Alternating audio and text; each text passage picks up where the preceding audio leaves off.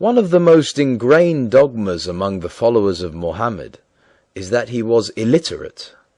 That is, he could not read and write.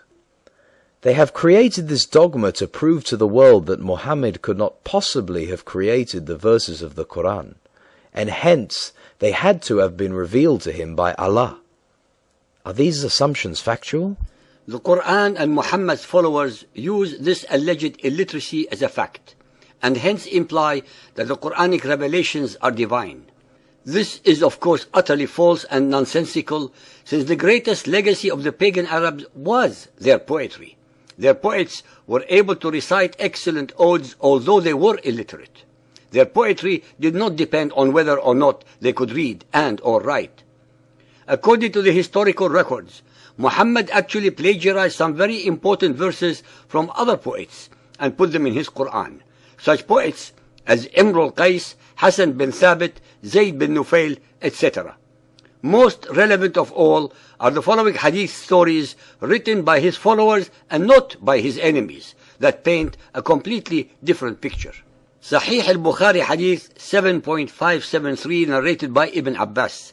When Allah's apostle was on his deathbed, and in the house there were some people among whom was Umar ibn Khattab, the Prophet said, "Come, let me write for you a statement after which you will not go astray." Umar said, "The Prophet is seriously ill, and you have the Quran, so the book of Allah is enough for us." The people present in the house differed and quarreled. Some said, "Go near, so that the Prophet may write for you a statement after which you will not go astray." While the others said, as Umar said. When they caused a hue and cry before the Prophet, Allah's apostle said, "Go away," narrated Ubaidullah. Ibn Abbas used to say, it was very unfortunate that Allah's apostle was prevented from writing that statement for them, because of their disagreement and noise.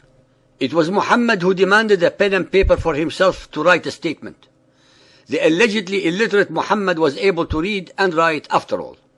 His followers who were present did not grasp the magnitude or the implications of such a request, since they truly believed that he was illiterate. After all, he was the messenger of Allah, who could not possibly tell a lie.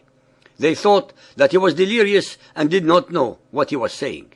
The fact is that it is exactly when a person is delirious that the truth comes out of him, because one is not in full control of one's faculties, which would otherwise have prohibited him from telling the truth. Muhammad had been deceiving all his followers for almost 23 years, and in this manner he made them believe that he was being inspired by Allah. He had mastered the perfect scam and succeeded and is still succeeding, even as we are speaking today, into having his followers believe all his lies and fabrications in his Quran. Sunan of Abu Dawood Hadith 2993 narrated by Yazid bin Abdullah. We were at Mirbad. A man with disheveled hair and holding a piece of red skin in his hand came. We said, "You appear to be a Bedouin." He said, "Yes." We said, "Give us this piece of skin in your hand." He then gave it to us and we read it. It contained the text, "From Muhammad, apostle of Allah, to Bani Zuhair ibn Uqaysh. If you bear witness that there is no God but Allah and that Muhammad is the apostle of Allah, offer prayer, pay zakat, pay the fifth from the booty and the portion of the Prophet and his special portion, Safi, you will be under the protection of Allah and his apostle." We then asked, "Who wrote this document for you?" He replied, "The apostle of Allah." The writing on the piece of skin was done by Muhammad and no one else. Al-Tirmidhi Hadith 96, narrated by Abdullah bin Amr. Allah's messenger went out and he had in his hand 2 books. He said, "Do you know what these 2 books are?" We said, "Allah's messenger, we do not know, but only that you inform us." Thereupon he said, "This one which my right hand possesses is a book from the Lord of the worlds. It contains the names of the inmates of paradise and the name of their forefathers and those of their tribes. It is most exhaustive, and nothing will be added to it, nor anything eliminated from it up to eternity." He then said, "This one in my left hand is a book from the Lord of the worlds. It contains the names of the denizens of hell, and the names of their forefathers and their tribes. It is also exhaustive to the end, and nothing will be added to it, nor anything will be eliminated from it." The companion said, "Allah Messenger, If this is the case, then where lies the use of doing a deed if the affair is already decided? Ladies and gentlemen, the most important item in this story is that it compromises the assertions by his followers that he was illiterate, since the only way possible for Muhammad to have known the extensive contents of the two books so as to differentiate between them was if he could read, especially since they were not revealed to him by either Gabriel or Allah. This was not a case of inspiration, but of definite reading and evaluating the information within. Just as important for the listeners to know is the comment made by his followers regarding the concept of predestination that fills many of the verses of the Quran. Even they, who were among the most illiterate, the most unlearned and most superstitious people in Arabia, were astute enough to understand the futility of life under the concept or dogma of predestination.